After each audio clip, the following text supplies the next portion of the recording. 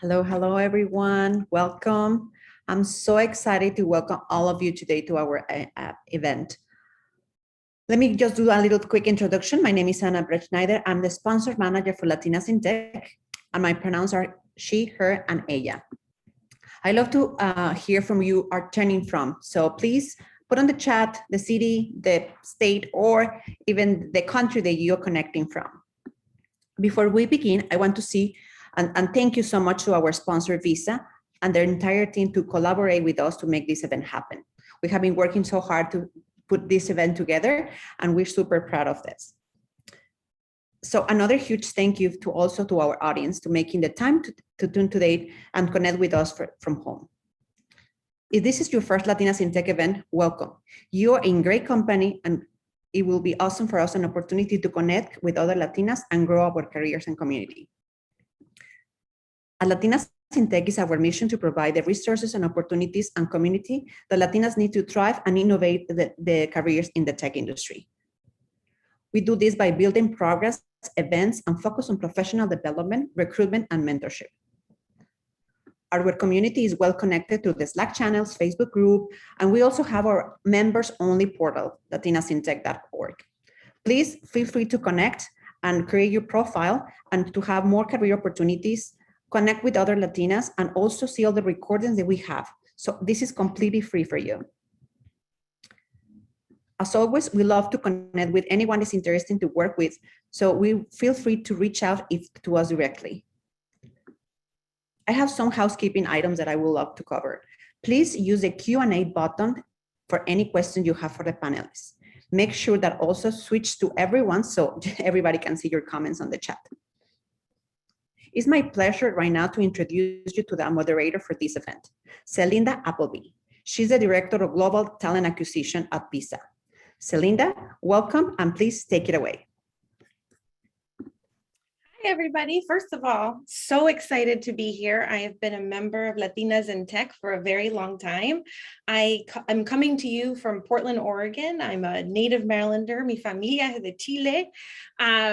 So excited to be here. And like Ana said, I'm currently the Global Talent Attraction Director here at Visa. I also help women, especially Latinas, level up their career. So this topic is near and dear to my heart. I'm so excited you're here today. And I would love for my panelists, Selenia and Nina, to introduce themselves. Awesome. Thank you, Celinda. I'll leave you to lead this chat with them. Thank you. Thank you.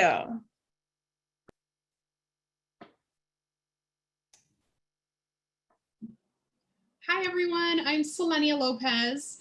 I am with Visa University, and I am the learning manager for our corporate function. So I essentially lead all of our global learning efforts for our corporate functions.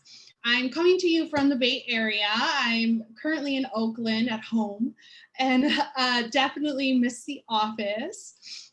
Originally from Arizona, so I think I've been in the Bay Area about 6 years now. But all my family is in Tucson, Arizona, and I'm first generation here in the US, but my family originally is from Sonora, Mexico. And I'm gonna kick it on over to Nina. Thank you, Selenia. Hi, everybody. My name is Nina. So excited to be here with all of you today.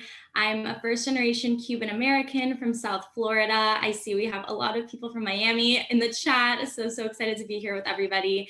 I'm currently in the Bay Area, so in San Francisco. I actually relocated here recently for my job with Visa. I've been with Visa for about 2 years now in talent acquisition, really leading a lot of the strategy and enablement work kind of behind the scenes, all of kind of what keeps talent acquisition running at Visa, and of course, kind of that signature stakeholder experience that we want for all of our candidates to experience. So excited to be here with all of you today and just have the opportunity to talk about Visa and of course about leveling up your career and potentially a career at Visa as well. Thank you both. So we personally, my partner and I, Ershawn, who is not with us, on the panel, but he is in the room and he will be taking questions and sending them over to us. So feel free to add those questions right into the chat. But we personally selected Nina and Selenia, hands-picked them because we thought they had such an interesting story and have done such amazing shifts in their careers to, that can come and tell you some great things. Plus, we're all at different levels or stages in our career. So we thought, we can show you different angles of everything. So we're going to just jump right to it. So I will start with Nina. Why did you choose to join Visa? Yeah, so I am a little bit earlier in my career. I have been with Visa for 2 years full time, and I actually started out Visa as an intern. So I studied undergrad at the University of South Florida in Tampa, and I kind of applied to Visa the traditional way. So I was really interested in the tech industry, definitely wanted to work in tech. So I had been applying furiously during college, my junior year, to kind of land an internship. And I was really interested in kind of making that shift over to Silicon Valley, exploring California, kind of looking for a bit of a change from Florida. And so luckily I landed my internship with Visa and honestly had such a phenomenal experience. Really, when I first got to Visa, I think for me, what really stood out was how open leadership was to hearing from interns in general. So I think this was kind of an experience that a lot of the members of my cohort had as well. Just that exposure to leadership, the openness, the willingness to listen, your voice really did matter. And I think a lot of what kept me or wanted to keep me full time with Visa and kind of influenced my decision to stay was really that I felt like I was able to make an actual impact during my time, or my short time during my 3 months as an intern. And I felt like my voice really mattered. I felt like leadership listened to me, and that's also been the case since I returned full time. So I think for me, it's really been just a great experience, the ability to connect with so many different people and to feel like my voice mattered, especially as somebody so young in my career. I think that was really important for me, and I think it stays true today. So I think that's really my number one favorite part about Visa, I think, in our culture. A little fun fact about Nina. Nina is on my team, so we're part of the same department. And more often than not, I forget how early in her career is, or how short tenure she's been here, because she gets to work on such meaty projects. So I love to hear that that is what drives you. Now, Celenia, why did you join Visa? Yeah, so I previously was actually in banking. So I had been in banking, I think about 15 years, and had like a really big life event happen to me. And in that, I started reevaluating like what I was passionate about and what really brought me joy. And that's where I had to take a step back and just realize that my skills were not necessarily being leveraged, and I wasn't really being challenged every day. I just really, the best way to describe it is I felt stuck. Like my career was just not growing. And so, coming from a Hispanic background, I have always been told, I worked in banking. It was such a good job. You just be happy you have a job. And so I really just pushed myself out of my comfort zone and really started to apply into the tech company, since take advantage of being in the Bay Area. And I was really lucky enough to, early on in my my interviewing with Visa, I got to meet my manager. And in meeting her, I think it was the first time out of interviewing with so many companies that I felt like in that interview, I was really just telling my story. And I felt like it wasn't an interview. I was really just talking to somebody who was genuinely interested in all my skill sets, my story, and everything I could potentially bring, right?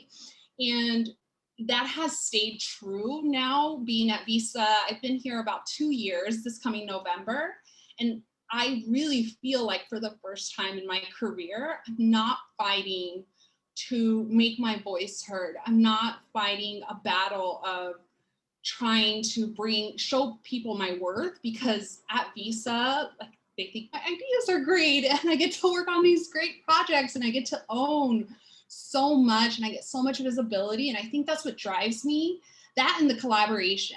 I absolutely feel blessed to have my position because I support our corporate functions in any of their global learning efforts. In one day, I can meet with 4 different stakeholders, one in finance. I get to meet with Nina and work on some of your projects, Nina, and TA. And then, my afternoon can really be with legal and risk. And so I think that's really the piece that Visa brings to me, is that it's a small company in the way we all interact with each other. But then I have to take a step back and remember we're like this huge global company, right? But it never feels that way. It definitely does not. No, I can totally agree. And so fun fact about Celenia is she is very entrenched into our department. Part of our work in the COE where Dina and I work is putting on training and development. And I say we's French, I do none of that. But Celenia is instrumental in making sure that we, deliver a strong message internally, because we are very focused on upskilling our internal talent, which I haven't seen done before in any of my careers. So I came from Nike. Prior to that, I'd been in tech, Oracle, and HP. And everyone always asks me, why would you leave Nike for Visa? And Nike was always that, quarterback boyfriend you wanted.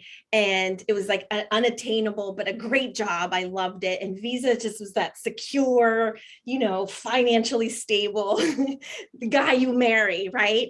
And I stay because of that very reason that both of you shared, the ability to work on meaty projects, the cross-functional capabilities, my voice is heard.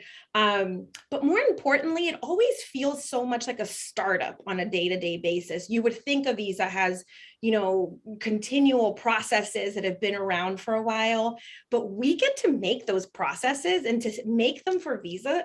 I sometimes go to bed at night and just am like amazed at the things I touched at Fortier. So I absolutely agree with both of you. And I absolutely love how your stories are so different, but yet you're still feel same connected, in the same way connected. So, I'm going to jump right into a more edgy question. How does it feel to be a Latina in Visa? Because that is a very big topic, especially for all of the women that are here with us today. Yeah, I can kick off there. Being in this global company, I just absolutely love how our cultural backgrounds are really celebrated. And I get the opportunity, I guess you can say, that I also help out with our inclusion and diversity initiatives when it comes to learning. And so I get to be involved and see how much gets pushed of developing our underrepresented employees at Visa. And I think that's really where I'm like, wow, at Visa, being a Latina woman, it's so great to see how much they care to develop us. And you see the people that look like me in these great leadership positions, and it's all part of people really care in developing us. So that's, for me, that's immediately what I saw a difference in coming from banking to Visa, is that I get to see Latinas in boss seats, and I just love it, because it's something that I never got to see as much and coming from banking. No, and I can echo that. So being a director at Visa, I'm a member of the Elevate program, which is a program for Latinos and Black African American employees to continue their leadership and also help elevate us as we grow in our careers. And I had never, in all of the great companies I've worked for, been put into a cohort like that. And I will say this was pre-COVID, because it was an in-person event, but to just be surrounded by Latinos was incredible. That alone was such a memorable career experience for me. What I will say, it is something to talk about. Visa is working really hard to change the dynamics of who we are, right? We've been very public about growing our numbers when it comes to Black and Latinx talent, over the course of the next 5 years. And so while we do have a Latino contingency and an amazing ERG, we need more, Latinas and Latinos to join us. And this is why, we've partnered with Latinas in Tech, but, I would love to see more of us. It is fantastic to have Nina on my team as a Latina, but I would love to see more of us here. So I do want to throw caution into the wind about that. Yeah, and I can echo that, Celinda, because that's kind of a similar way I was going to take this conversation too. While there are so many, and women too, so Latina women and also women in general, that's one thing I can say about Visa, is I think we have a really strong female representation, female leadership representation, which is something that's really resonated with me. As mentioned, I'm on the team with Celinda, so me coming into the team was so great to have Celinda on my team, even as kind of a role model or somebody that I can even look up to within my own group.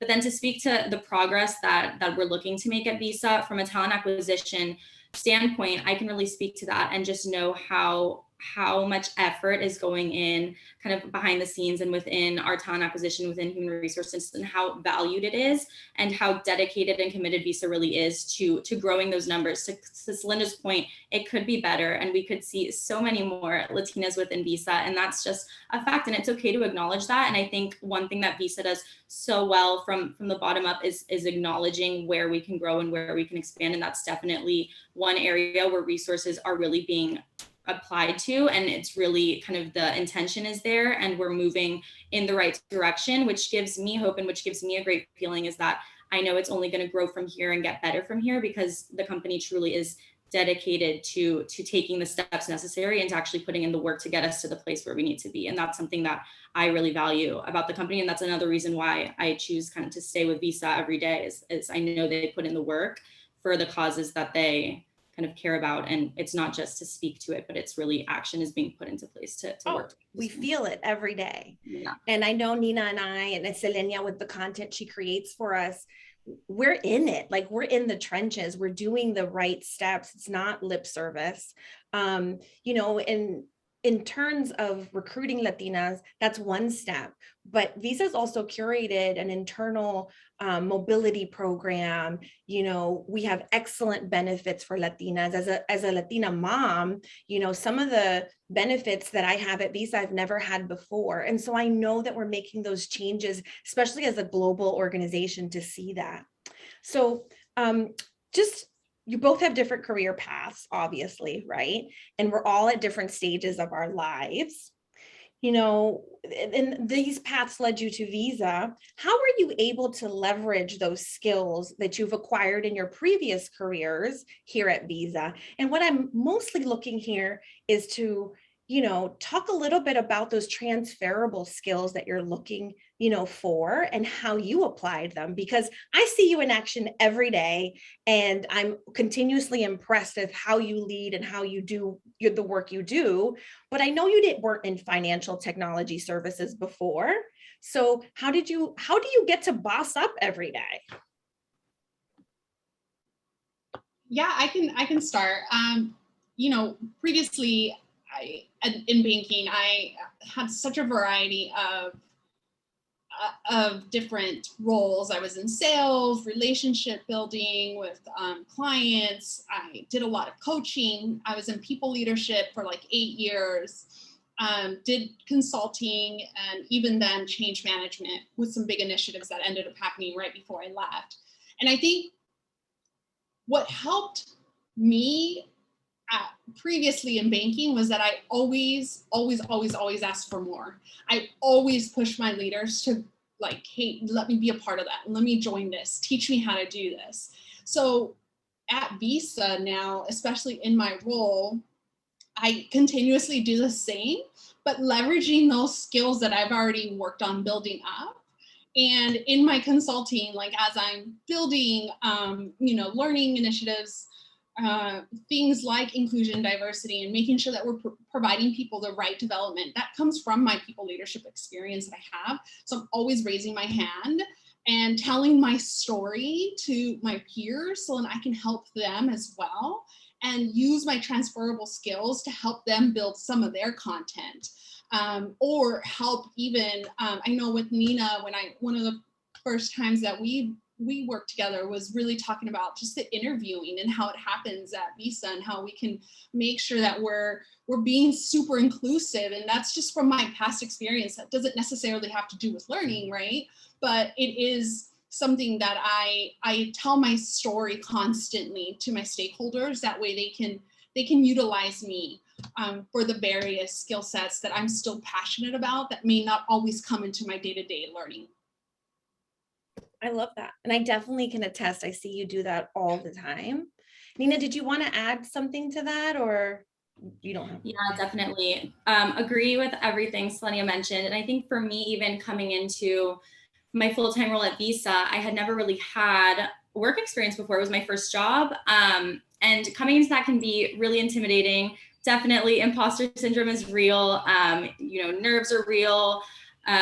Insecurities, self-doubt. I think the biggest thing that has helped me is to not be afraid to raise my hand for something that I am not 100% sure that I can accomplish. So what I mean by that is, it's so easy when you know you can do something well to raise your hand for it and say, yes, I'll take that. But it's difficult when you are not 100% confident in your ability to execute on something, but to still say yes to it and to push yourself to grow, to research, to do whatever it takes to get that done. And I think that's something that I always try to do within my career. And I think raising your hand and pushing yourself, even when you're not 100% sure, if you are qualified or if you have the previous experience to do so, is something that helps me every day and pushes me every day. I think in conjunction with that, one transferable skill that I think is so important in any industry, in any role, is your relationship building, your storytelling, and your adaptability. And those are three things that I kind of live by, because I think they're things that have helped me with no experience get into my role. And I think they're things that have helped me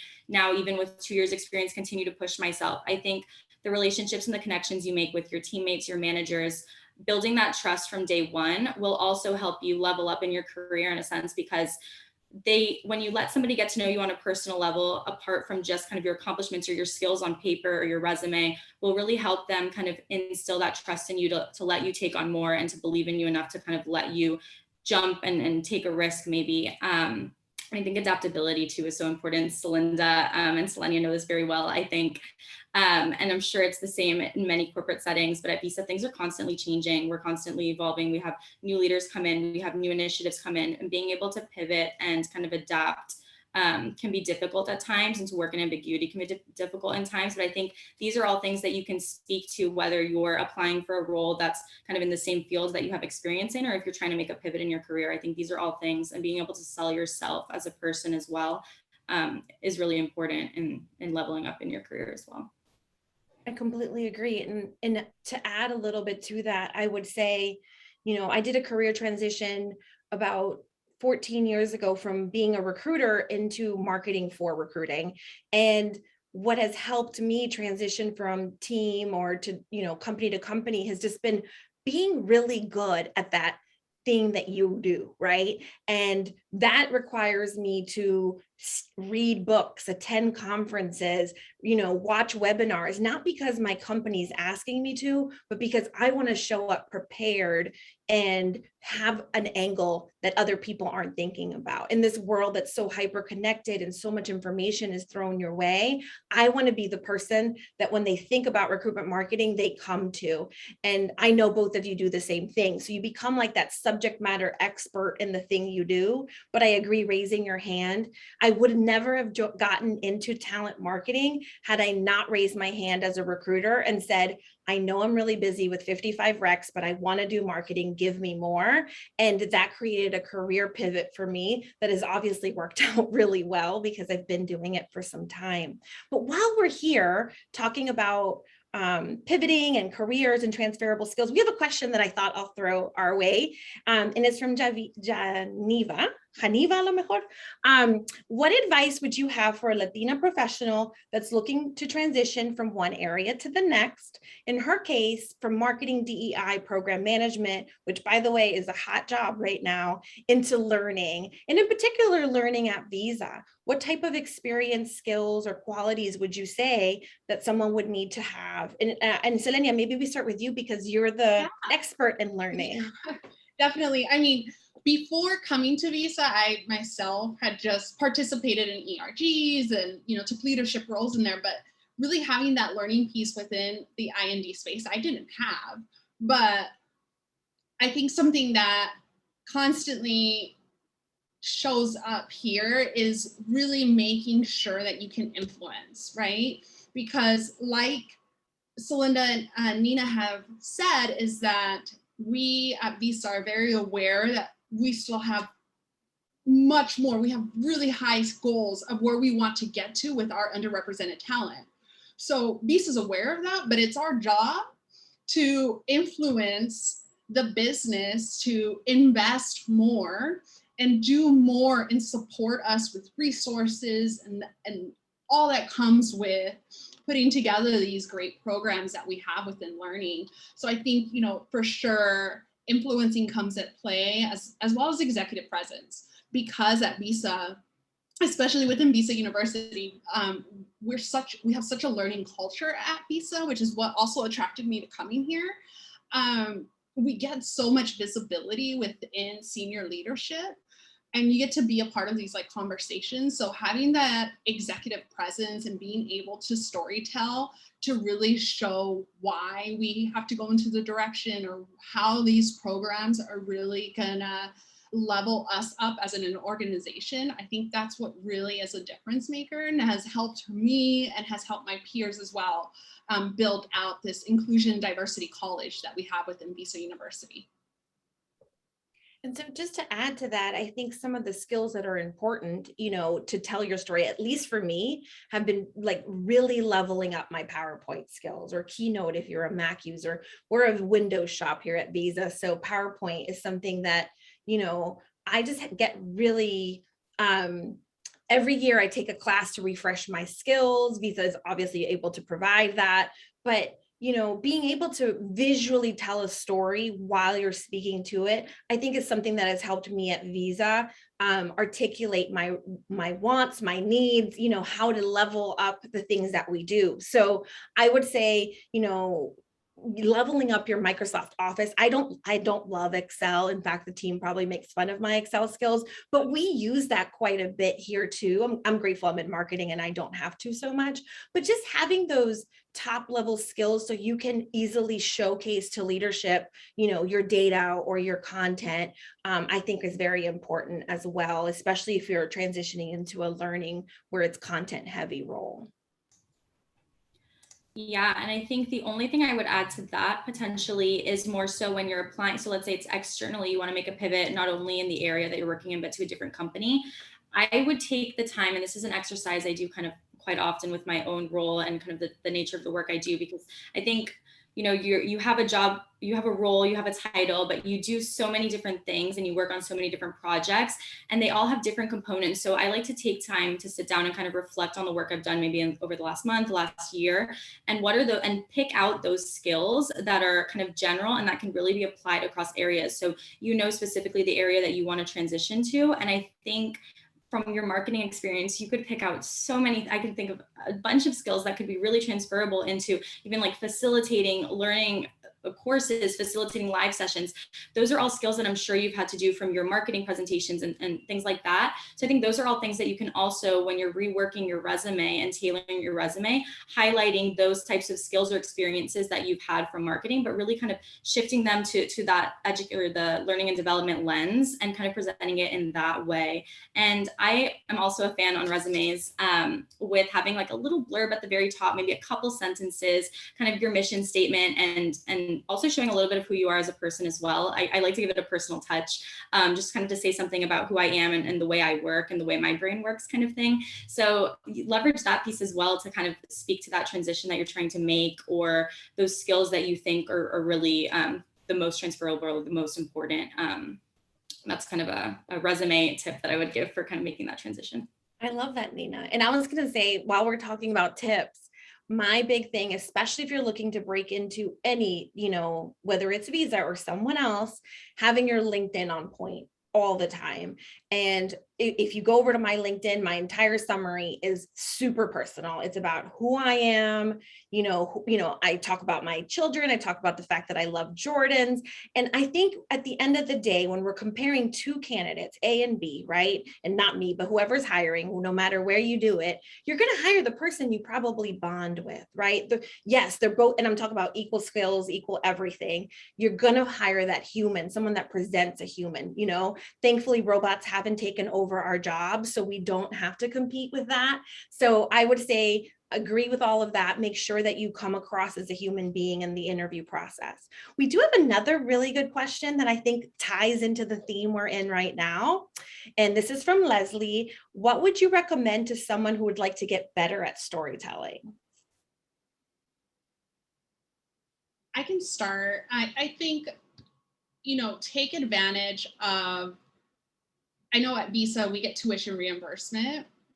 So take advantage of that. If your company offers that, take advantage of it. It definitely is super helpful. I get pinged constantly is if we don't offer something within Visa University or it's just not quite built out yet, you know, we have lots of suggestions of different, you know, communication skills or whatever it is that you're looking for, like storytelling, and where you can go to really level that up. We're lucky enough here at Visa University that we have so much storytelling. And I think if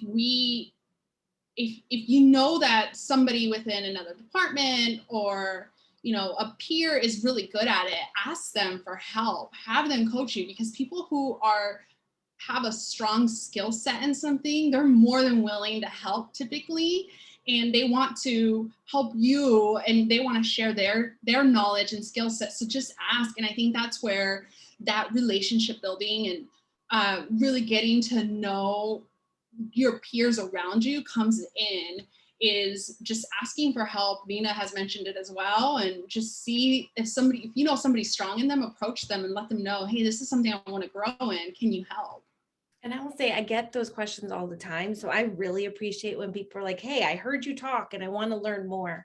My fun tip for this, because storytelling is something that every year, it's a personal goal of mine to get better and better and better.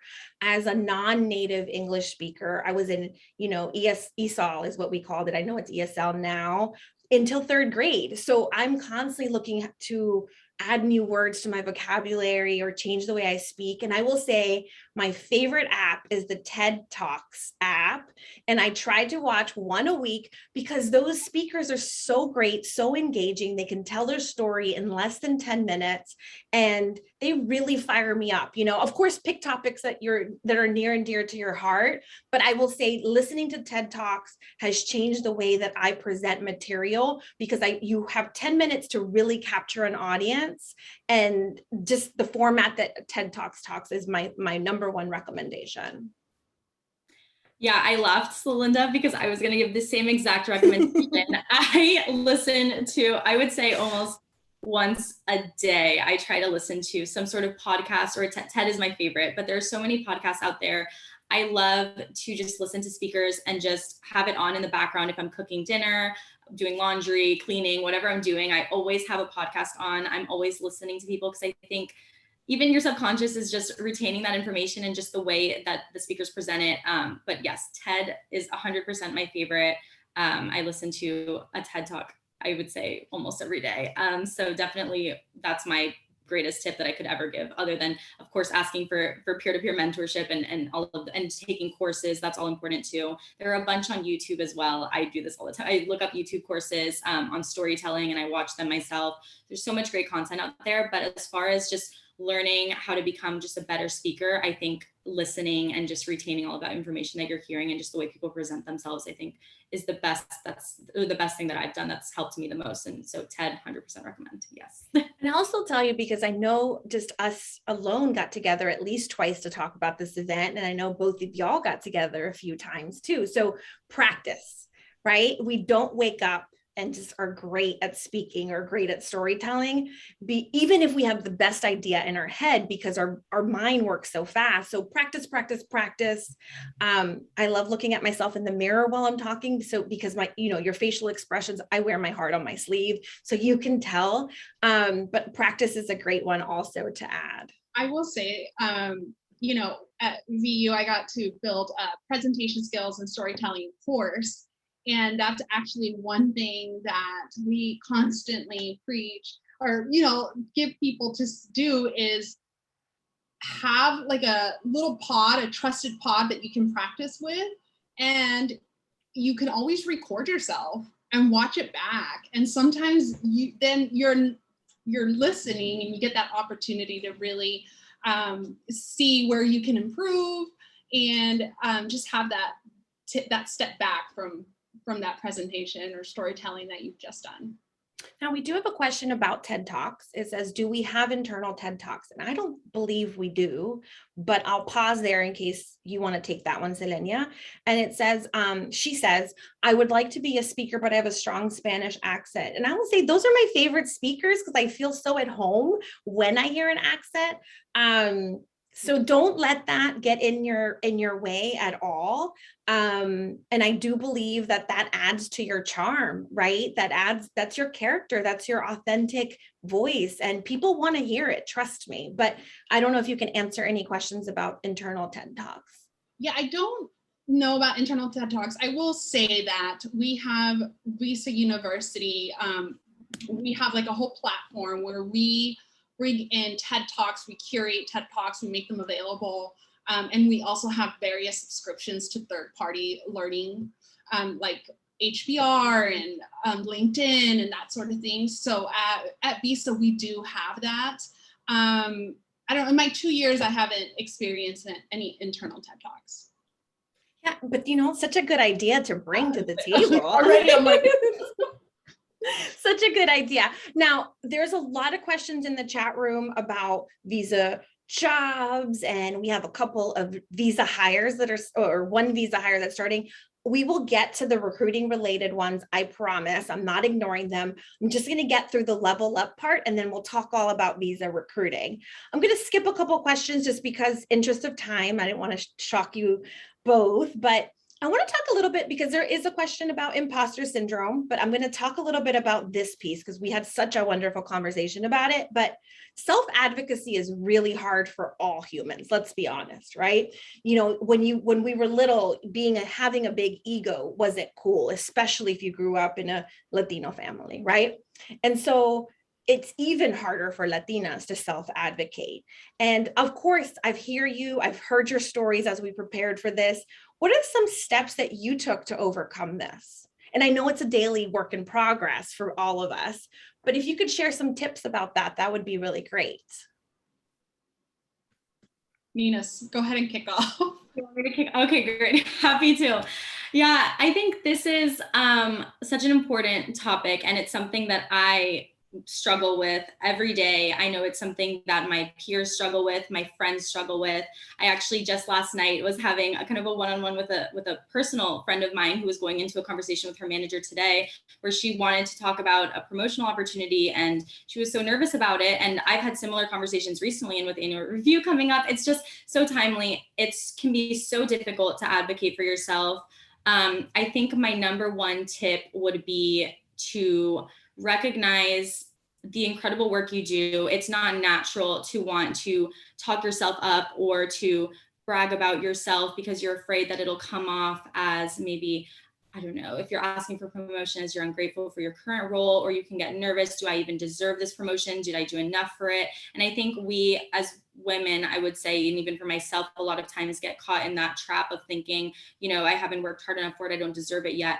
And I think a lot of times what I found by speaking to my male peers as well is they have a completely different, and this is my personal experience with my friends and my colleagues, they have a different viewpoint on it, and they're very aggressive in their careers. And I have a friend who started the same day as me, actually in equal level roles, and he was from day one already asking his manager about his next promotional opportunity. So I feel like for me as a woman, that's something that I had to learn, and that's something I learned from speaking to peers of mine, and it was kind of something I learned the hard way. And I was grateful to my peers for kind of having these conversations with me and opening my eyes to how other people view their careers and how the types of conversations that others are having with their managers, and that kind of inspired me or gave me that push to kind of, the light click in my mind that yes, I am deserving of it, and I should be able to have this conversation with my manager. I shouldn't be afraid of it. And I think a lot of times, I guess my number one tip is actually a tip that my dad gave me. And I tend to kind of overthink and spiral before I go into a conversation with my manager, because I know all of the things that I want to talk about. I know all of my accomplishments,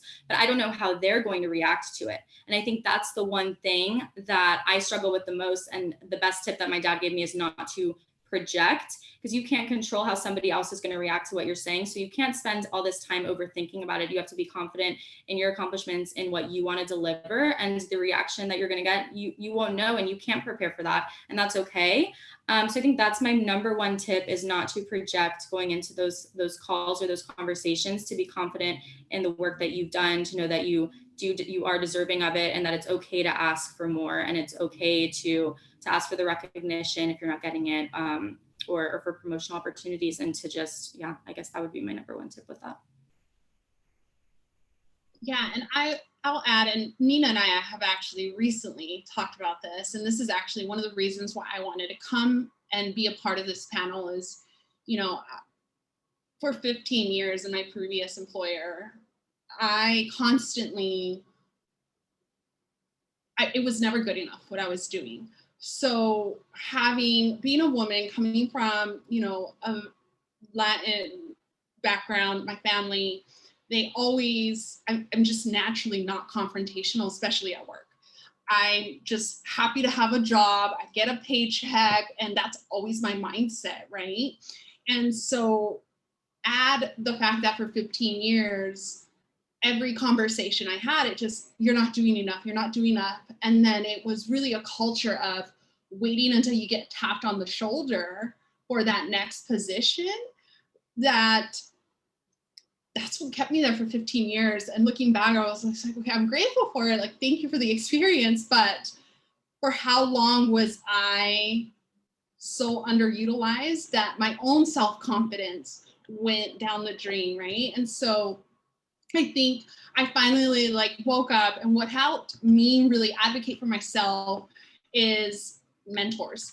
I really made sure that I had mentors that were outside of my department, and people who really saw me and I felt like I could be myself, and they really pushed me to start looking and, you know, take the leap. And then now coming to Visa, just really being surrounded by people like Nina, somebody that constantly is pushing you to say, you're doing amazing work, make sure that it's being known. And I love the fact that, you know, I've built so many great relationships in my past 2 years here at Visa that I know that my brand and who people say, oh, when they hear Celenia, like that brand and what I want people to know me for is really, they're advocating for me on my behalf. I have that trust in my circle of stakeholders and a couple mentors that I have that have really helped in making sure that people know the work that I'm doing. And my boss as well. It's a constant conversation that her and I have. She constantly is pushing me, you need to take on this project, it's gonna give you the visibility. So being surrounded with people that push you outside of your comfort zone is super important. And I wish somebody would have told me that in my 15-year career previously. And this is why I wanted to come here, is to just let you all know, is push yourself to be uncomfortable. And that's what's really, we have to get past these circles of what we've been culturally told is be humble, you know, be grateful for the job that you have. And so that's what I really constantly am working towards. No, I love that. And to add to that, you know, having been in corporate America for the past 16 years as a Latina is hard. You know, you encounter sometimes, and I'm not speaking about Visa, I'm just speaking my whole career. You hit roadblocks, right? Because you didn't go to the same school, you don't have the same pedigree, you don't have the same network. And in my experience, I actually, in current day too, have had a challenging time finding mentors and, more importantly, sponsors, right? So a mentor is someone that's going to coach you, a sponsor is going to talk about you when you're not in that room. And I find that the higher I climb in my career or climb that ladder, the harder it is to find those human beings, right? Because now your peers are the people that are making the decisions, right?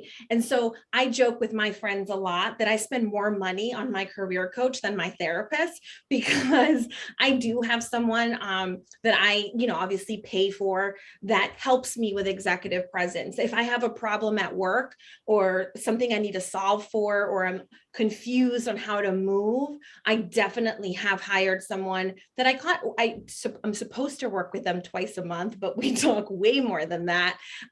Because I will say I'm the first generation white collar Latina in my family. None of my family members are in corporate America. So going to my dad or oftentimes my siblings, they don't understand that corporate game, that you have to play sometimes. And all I hear is, you have a good job, you make a good paycheck. Why are you worried? Just show up. And it's not a worry. It's like you really want to put your best foot forward all the time.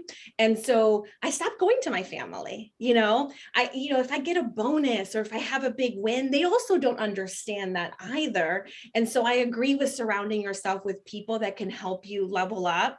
And for me, obviously I have an executive career coach, and I have an amazing squad of humans outside of Visa that also keep me grounded, that are also Latinas or Black women in corporate America. I think aligning yourself with associations that can help you also do that. But I love that you both have it here internally. It's something I personally need to work on. Okay, so we have a lot of questions, and I'm going to do a time check because we have about 13 minutes left. And if it's okay, there was a couple questions I wanted to ask, but we really did get through a lot of this. While I work through the questions, I thought maybe we could answer one that's super timely. But my question is, how do you make sure that you and your work are getting the visibility it needs in a virtual environment? I will say for myself, it's because I joined Visa and then I was only in the office for about 4 months and then we were home. And then it was just like having to get used to building these connections with these new people in a new industry. I just made sure, personally, I think last year and this year, I raised my hand for 2 really big projects.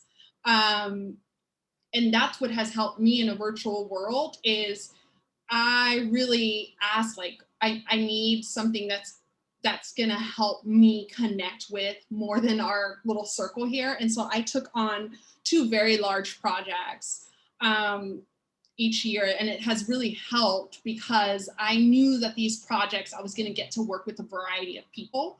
And so I've just had that opportunity. And then just really making sure that coffee chats have been key.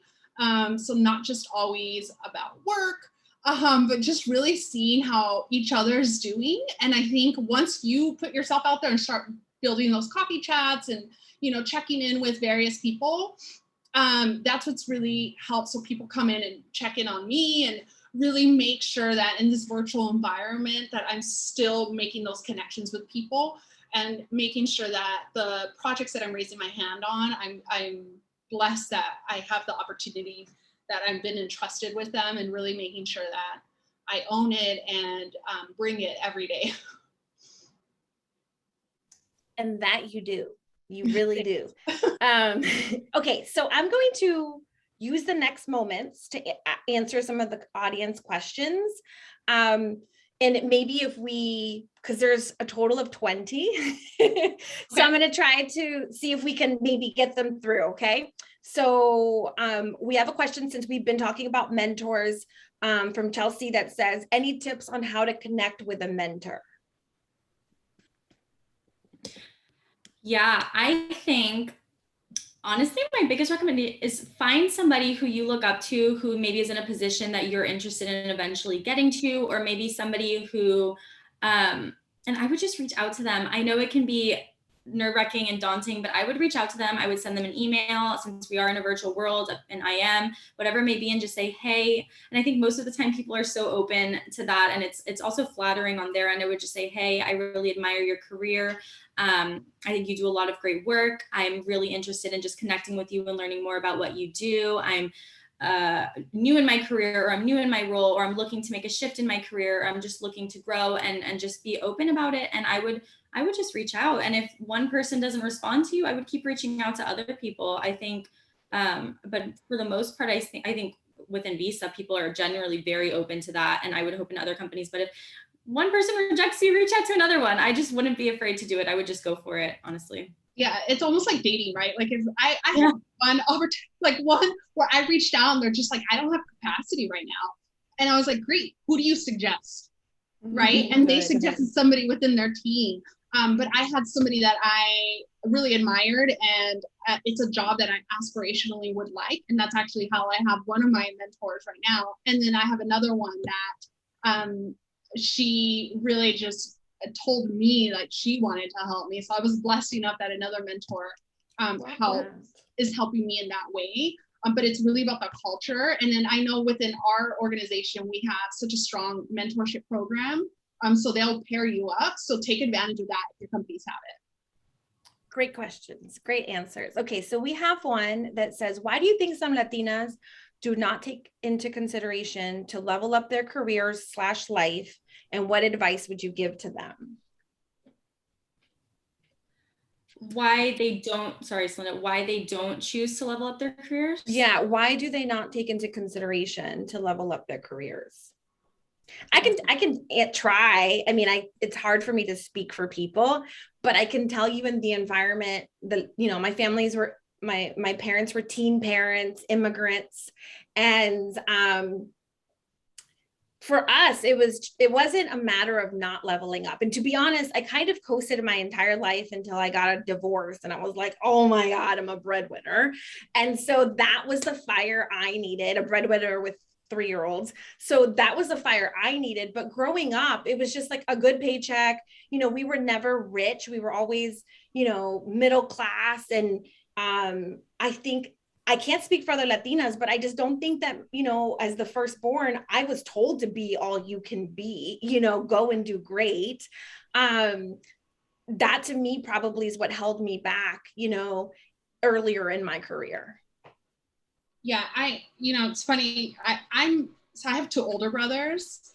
So I was always told like, you get married and then they take care of you. And so I think we culturally have to fight this all the time, right? Where it's like, my parents are like, so when are you getting married? And I'm like, oh, I'm just happy. I'm like doing my career. I'm just fulfilled. But I think it's something we have to shift culturally. It's just these mindsets that we have, that it's okay to wait a little bit more and focus on yourself, and focus on your career.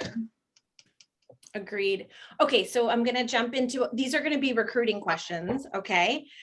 So Maria is joining Miami next month from Amazon Web Services. Congrats. Welcome to Life at Visa. Feel free to hit us all up on Teams when you get here. But she wants to know any recommendations for new hires that you could share. I'll tell you, I just hired someone on my team. She's 30 days old at Visa. And what I told her is, because as Latinas, as women of color, we come into an organization, we want to roll up our sleeves and jump into work, right? At least that's how I've always entered a new job. But for the first 30, for the first 60, for the first 90, be a sponge. Soak it all up, learn the brand, figure out what Visa does or the company you're joining, because though you'll never get back that innocent, I don't know what I'm doing stage again. And it goes quick, especially here at Visa. Yeah, I would say the same thing as I was told, like, say I'm new for as long as you possibly can. And I think I did it for at least 9 months, personally. No, and even play the I'm new card and reach out to everybody. This is what I did when I started. Play the new card, reach out to everybody. Hey, I'm new, just want to learn more about what you do, and start building your network from day one, because it'll never get easier than when you're brand new in the company. That's like the greatest to reach out to everybody. Hey, I'm new. You want to grab a coffee chat? Yeah. And especially in the virtual world, play that. It's virtual. I'm trying to meet people, and people at Visa are so open to that. So definitely go for it. Email everybody. Like, even before I knew I would be working with Nina, I like approached her like she was washing her hands in the restroom. Washing her hands, and I was like, "Hi, I'm Celenia. I was told I should get to know you." So yeah, that's really like. And then it ended up that we ended up working together, and it's just fabulous. But yeah, reach out, get to know people, join the ERGs. That was my first initiative I did here, was join as many ERGs as possible, even if you're an ally, because then you get to join events and get to know people and really just be a part of that culture that we have here. And I will say the other tip I can give is when you're doing these meet and greets, these coffee chats, these informationals, after you finish the conversation, you thank them. And then you said, I had such a great time talking to you. Can you recommend me to 2 people in your circle that I need to get to know? And that starts, it's kind of like a little spider web. You start, branching out. Speaking of ERGs, which is such a good segue, we have a question about ERGs.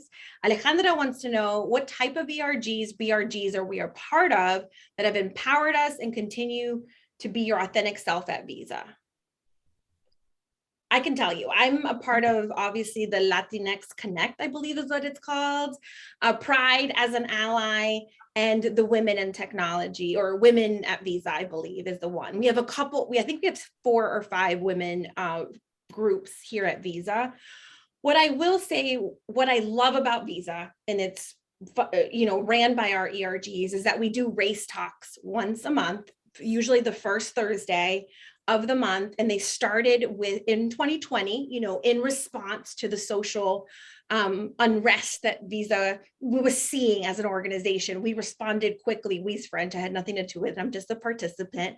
But I feel like we approach adversity head on by providing us with the tools and the human beings that can come teach us, Jim Crow laws, or, what does it mean to be a Black person in society, which I have, learned so much just by that alone. How about y'all? Y'all are in any ERGs right now? It was like one of the first things I did, honestly, was what ERGs do you have? I think I did that within my first month because I had a leadership position in my past job where I was within the Latin, I had a leader position there. So I'm Latinx, Vibe, which are our Visa Black employees, Pride, because I'm an ally to our Pride community, Women in Tech, and then, oh my gosh, I feel like there was another one in there. Are you in YPAV? YPAV Center? The young professional ones, probably. I think you're a part of that one. Yeah. Yes.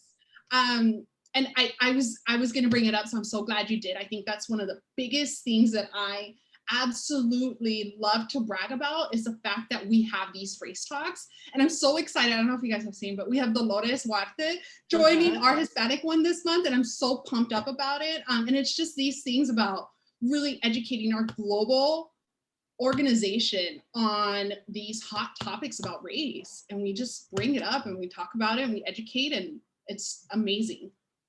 So with 2 minutes left, there's a lot of questions in the chat room from all of you about pointed positions or, internships or MBA program, which we absolutely have here. But I would like to extend my LinkedIn profile to you. It is Celinda Farias Appleby, my name. That, honestly, if you just look for Celinda, like I'm one of very few on LinkedIn, and we can have these conversations more personally. I know there's a common theme also in the other ones asking about remote opportunities, and I'll be frank with you about where Visa sits with the return to work. Visa has always been an in-person community, and we thrive in those environments. We're a whiteboard company, we're a brainstorm company. And so of course, not many people are back in the office right now, unless you are in a role that requires you to be there due to the Delta variant and how it's ravishing through our communities. But we do hope to go back to an office in a flexible hybrid capacity. So we do have some roles that are delineated as remote because those teams are dispersed. They're probably a small percentage of our open roles, less than 5. You can go to our career site and check the box that shows you all of the remote jobs, but I don't want to lie to you. We're not a remote first company. However, if that is what your vibe is and what you thrive in, go for it.